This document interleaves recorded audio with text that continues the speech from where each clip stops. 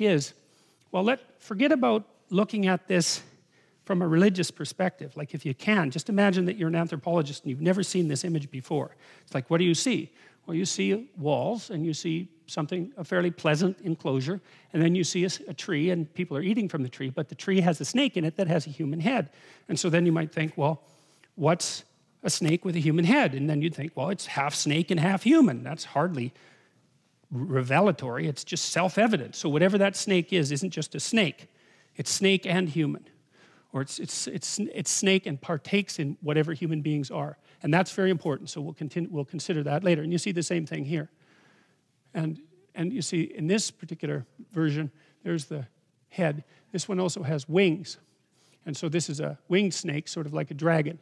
And so it crawls on the ground like a reptile, and it's got an aerial aspect or a spiritual aspect. So here it's a snake, which is like the lowest form of reptilian life, say, something that crawls on the ground. It's something that's human, and it's something that's spiritual at the same time.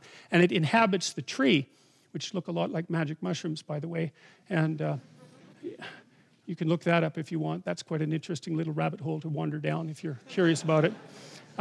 But there's an idea here too, is that there was something in the garden at the beginning of time that was like a snake, that was like a person, that was like something that was winged. It was something spiritual. So it's spiritual, human, and reptilian all at the same time. And it's the animating spirit of the tree. Okay, so keep that in mind. Thus the heavens and the earth were finished. This is in relationship to Genesis 1, and all the host of them. And on the seventh day, God ended his work, which he had made, and he rested on the seventh day from all his work, which he had made.